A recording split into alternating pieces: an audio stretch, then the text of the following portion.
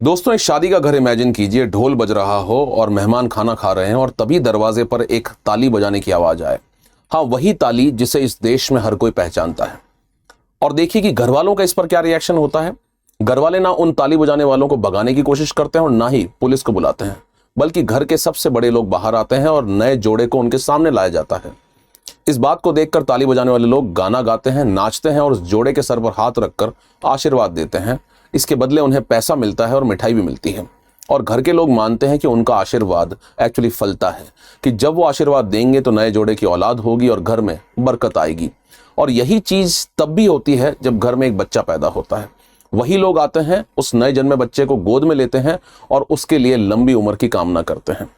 अब सिचुएशन को आप चेंज कीजिए और शहर के एक दूसरे कोने में जाइए और देखिए कि ट्रैफिक सिग्नल पर आखिर क्या हो रहा है। वही लोग वहां ताली बजा रहे हैं, वही हाथ हैं, और लेकिन वहां सिचुएशन बिल्कुल बदल जाती है। लोग इन लोगों को देखकर गाड़ी का शीशा ऊपर चढ़ाने लगते हैं, उनसे नजरें फेरने लगते हैं, अपने बच्चों को पीछे खींच लिया जाता है और कोई धीरे धीरे कान में फुसफुसाता है कि इनसे दूर रहिए। यानी कि एक ही दिन में, एक ही शहर में, जहां एक तरफ शादी में उनका आशीर्वाद पवित्र माना जाता है, जहां बच्चा पैदा हुआ वहां उनका आशीर्वाद पवित्र माना जाता है, लेकिन वही सिचुएशन जब ट्रैफिक लाइट पर आती है तो वहां सिचुएशन एकदम बदल जाती है।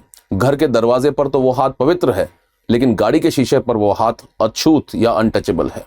तो सवाल ये है कि आखिर ऐसा क्यों होता है कि हम अपने बच्चे के सर पर उनका हाथ रखवाते हैं, लेकिन जब अपने ऑफिस में उन्हें नौकरी देने की बात आए तो हम उन्हें मना कर देते हैं।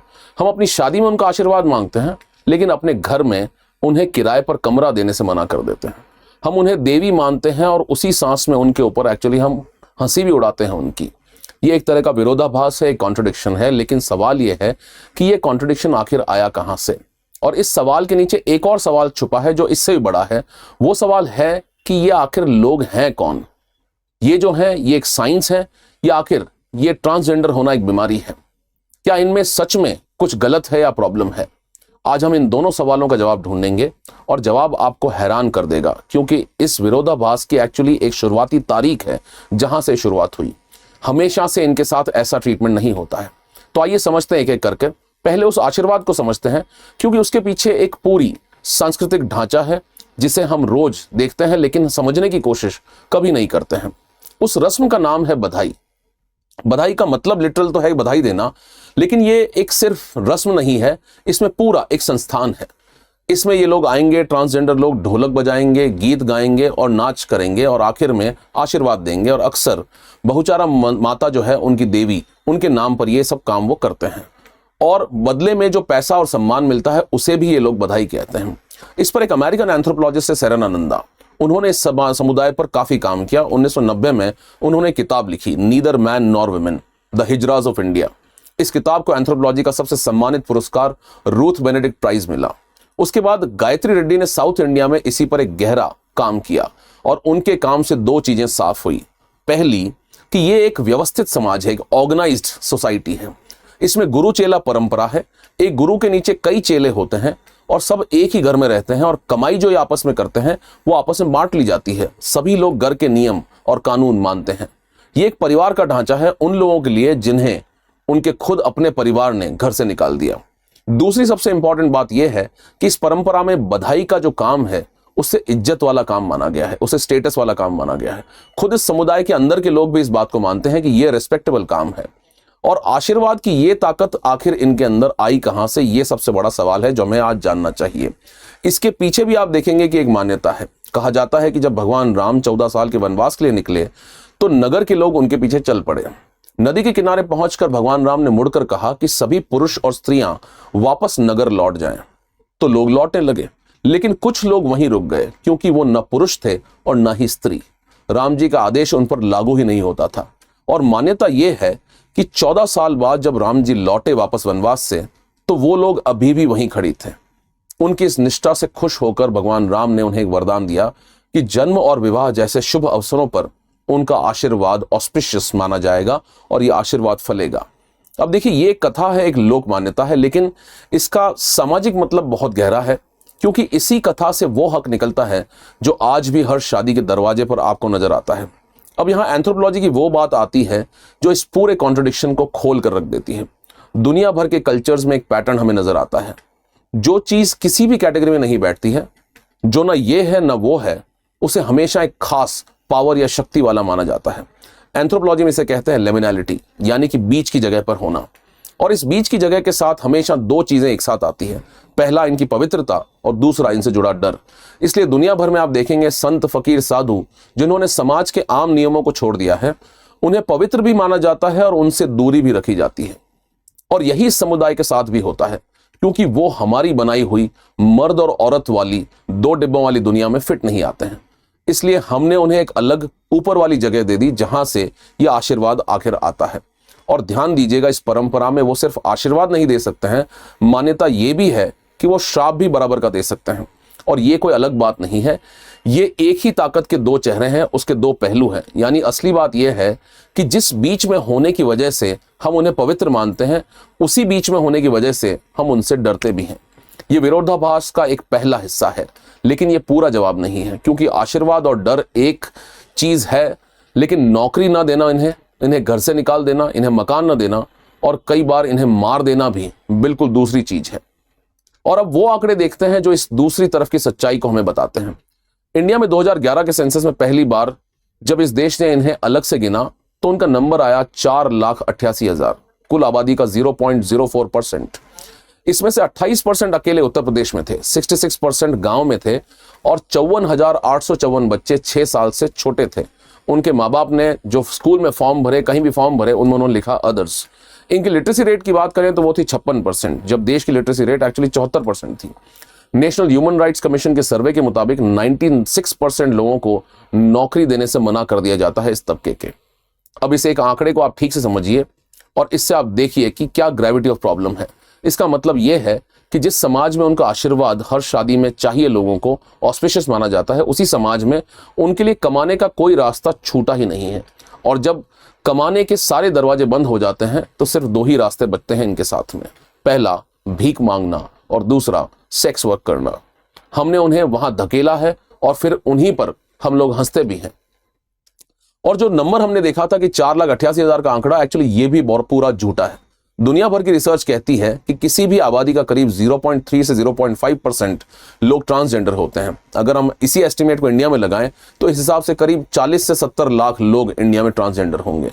जब 96% को नौकरी ना मिले तो कोई फॉर्म पर सच आखिर क्यों लिखेगा कि ये मेल है, फीमेल है या इनका क्या जेंडर है, वो अदर्स लिखकर ही छोड़ देते हैं। और एक जरूरी बात जो अक्सर गड़बड़ हो जाती है कि हर ट्रांसजेंडर व्यक्ति एक्चुअली हिजड़ा समुदाय का हिस्सा भी नहीं है। ये बात सुनने में काउंटर इंट्यूटिव लग रही होगी, लेकिन ये बात सच है। हिजड़ा जो वर्ड है ये एक खास सांस्कृतिक संस्थान है या कल्चरल इंस्टीट्यूशन है, जिसके अंदर गुरु चेला का ढांचा या संस्कृति चली आ रही है। लेकिन इंडिया में लाखों ट्रांसजेंडर लोग ऐसे हैं जो कभी उस परंपरा में आखिर गए ही नहीं है। वो नॉर्मल लोग हैं जो अपने घर में, अपने स्कूल में, अपने ऑफिस में अकेले इस बात से लड़ रहे हैं। और अब मैं आपको एक ऐसे इंसान की कहानी सुनाता हूं जो किसी शादी के दरवाजे पर नहीं खड़ी थी, वो दुनिया के सबसे बड़ी टेक कंपनी के अंदर बैठी थी और वो भी इसी कैटेगरी में आती थी। आप अभी जिस फोन से ये वीडियो देख रहे होंगे उसमें एक चिप है, उस चिप पर करोड़ों ट्रांजिस्टर्स हैं। उन्हें सजाने का तरीका एक इंसान की खोज है, उसका नाम है लिन कॉनवे। 1964 में वो IBM रिसर्च में आई। उनका IQ काफी ज्यादा था, 155। उन्होंने जनरलाइज्ड डायनेमिक इंस्ट्रक्शन हैंडलिंग इजाद किया और कंप्यूटर को काम का क्रम बदलकर तेज चलाने का तरीका जो आज लगभग हर मॉडर्न प्रोसेसर में यूज होता है। फिर 29 अगस्त 1968 को उस दिन IBM के मेडिकल डायरेक्टर ने CEO को बताया कि लिन ट्रांजिशन कर रही है। उसी दिन उन्हें निकाल दिया गया और सिर्फ नौकरी से नहीं निकाला गया, तलाक के बाद उन्हें अपने बच्चों से भी मिलने की कोशिश की तो कैलिफोर्निया की सोशल सर्विसेज ने उन्हें रेस्ट्रेनिंग ऑर्डर की धमकी दी। करियर उनका चला गया और उनके बच्चे भी चले गए, सिर्फ इसलिए क्योंकि वे अपने आप को ट्रांसजेंडर समझती थी। लिन ने इसके बाद में अपना नाम बदला, पहचान छुपाई और जीरो से एक कॉन्ट्रैक्ट प्रोग्रामर के तौर पर दोबारा काम शुरू किया। फिर इन्होंने मेमोरेक्स, जीरोक्स और PARC जैसी जगहों पर काम किया और वहां उन्होंने कैलटेक के कार्वर मेड के साथ वो किया जिसे आज मेड कॉनवे रिवोल्यूशन कहते हैं। 1980 में उनकी किताब इंट्रोडक्शन टू VLSI सिस्टम्स आई, जिसने माइक्रोचिप बनाने के नियम ही बदल कर रख दिए। आज की पूरी सेमीकंडक्टर इंडस्ट्री आपके फोन का सिस्टम ऑन अ चिप और 1980s 90s के सिलिकॉन वैली के स्टार्टअप्स सबकी नींव एक्चुअली कॉनवे ने रखी। लेकिन 31 साल तक उन्होंने किसी को नहीं बताया कि वो ट्रांसजेंडर हैं। 1999 में उन्हें एक वेबसाइट बनाई, उस वेबसाइट पर उन्होंने पूरा सच उगल दिया और 2020 में 52 साल बाद IBM ने उनसे माफी मांगी और उन्हें लाइफ टाइम अचीवमेंट अवार्ड दिया। 2023 में वो national inventors hall of fame में शामिल हुई। 9 जून 2024 को 86 साल की उम्र में उनका निधन हो गया। अब इस बात का आप वजन महसूस कीजिए, इनकी ग्रेविटी महसूस कीजिए कि जिस इंसान को दुनिया ने बीमार कहा, उसी की खोज दुनिया हर रोज अपनी जेब में लेकर घूमती है। जिन्होंने उसे निकाला वे भी उस फोन को लेकर घूमते हैं। तो अब असली सवाल यह है कि क्या ट्रांसजेंडर होना एक साइंस है या ये किसी बीमारी का सिंबल है, या कोई ये बीमारी है? और इस जवाब तक जाने से पहले एक गलतफहमी दूर करनी बहुत जरूरी है जो इंडिया में सबसे ज्यादा फैली हुई है। वो ये है कि ट्रांसजेंडर और गे हम लोग लगभग एक ही मान लेते हैं, लेकिन इसे समझने के लिए हमें 3 शब्दों को समझना पड़ेगा: सेक्स, जेंडर और सेक्सुअलिटी। सेक्स जो है वो बॉडी को रिप्रेजेंट करता है, जो 3 चीजों से तय होता है: क्रोमोसोम्स, गोनैड्स और हार्मोन्स। अगर क्रोमोसोम 23rd पेयर जो है वो XY है, मतलब वो इंसान सेक्सुअली मेल है। अगर वो XX है, मतलब वो फीमेल है। लेकिन कभी कभी इसमें भी वेरिएशन आ जाता है, जैसे क्लाइनफेल्टर सिंड्रोम। ऐसे में 23rd पेयर के ऊपर XXY आ जाता है, इन्हें हम कहते हैं इंटरसेक्स। दूसरा कॉन्सेप्ट है जेंडर। ये शरीर नहीं है, एक्चुअली दिमाग की उपज है कि आप खुद को अंदर से क्या महसूस करते हैं। दोनों एक हो तो सिसजेंडर और अलग हो तो ट्रांसजेंडर। तीसरा कॉन्सेप्ट है सेक्सुअलिटी, कि आप किसकी तरफ सेक्सुअली आकर्षित या अट्रैक्ट होते हैं।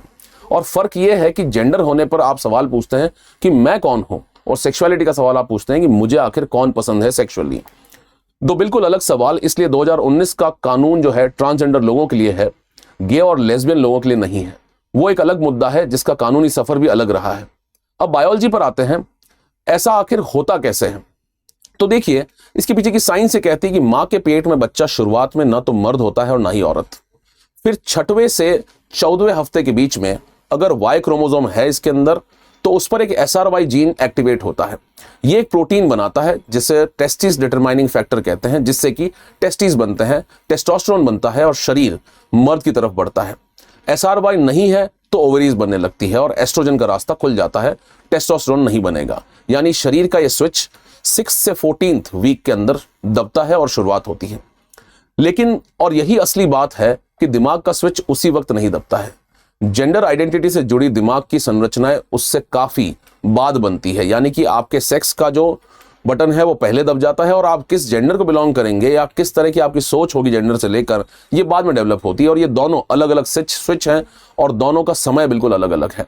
और अगर इन 2 समय पर हार्मोन्स का असर अलग पड़ जाए तो शरीर एक दिशा में जा सकता है और दिमाग दूसरी दिशा में। आप समझ रहे होंगे, थोड़ा कंफ्यूजिंग होगा, लेकिन इसे गौर से समझिए कि फिजिकली आप मेल हो सकते हैं, लेकिन मेंटली आपको लगेगा कि आप शायद फीमेल हैं। यहां ईमानदारी से बात करना जरूरी है कि इंटरनेट पर आपने सुना होगा कि इसकी वजह प्लास्टिक है या मां का स्ट्रेस है। यह साबित नहीं हुआ है और इसे फैक्ट की तरह कहना एकदम गलत होगा। और उस तरह सोचना कि लोगों को एक खराबी है वो बना देती है, जो एक्चुअल में खराबी है नहीं। लेकिन जो रिसर्च से सामने आया है वो 2 चीजें हैं। 1995 में नेचर जर्नल में एक स्टडी आई। दिमाग का एक छोटा हिस्सा जिसे BSTC, जो हाइपोथैलेमस के पास होता है, वो सिसजेंडर मर्द और औरत में एक्चुअली अलग साइज का होता है। और ट्रांसजेंडर लोगों में वो अक्सर उस जेंडर से मिलता है जो वो खुद को महसूस करते हैं, लेकिन शरीर से वे बिल्कुल अलग हैं। बाद में INAH3 नाम के हिस्से में भी यही पैटर्न मिला।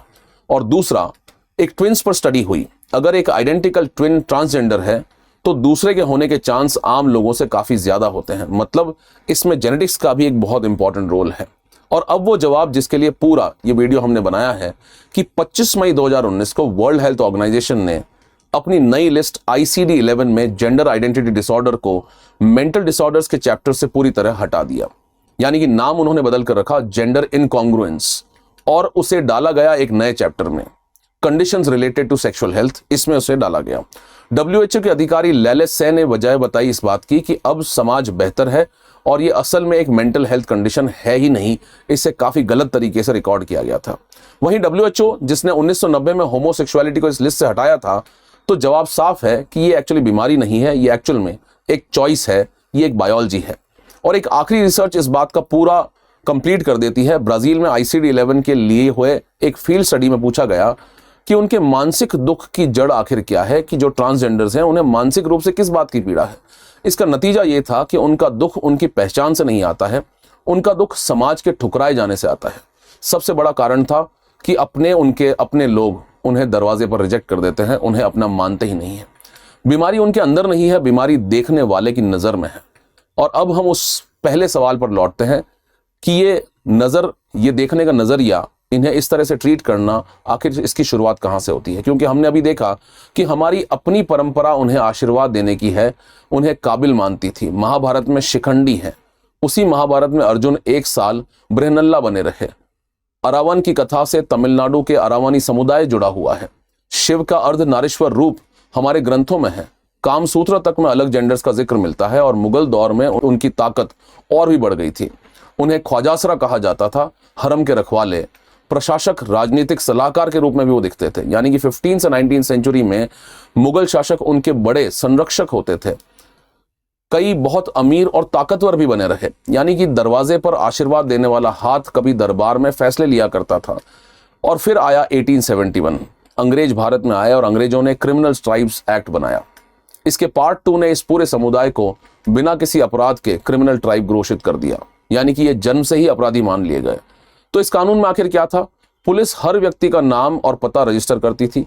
सेक्शन 26 में अगर रजिस्टर्ड व्यक्ति स्त्री के कपड़े पहने या पब्लिक में नाचे तो इसे अपराध मान लिया गया। सेक्शन 27, 16 साल से छोटे लड़के को रखना मना था। सेक्शन 29, कानूनी अधिकार भी इनके छीन लिए गए। अब ध्यान दीजिए कि सेक्शन 26 ने असल में आखिर इनके साथ किया क्या?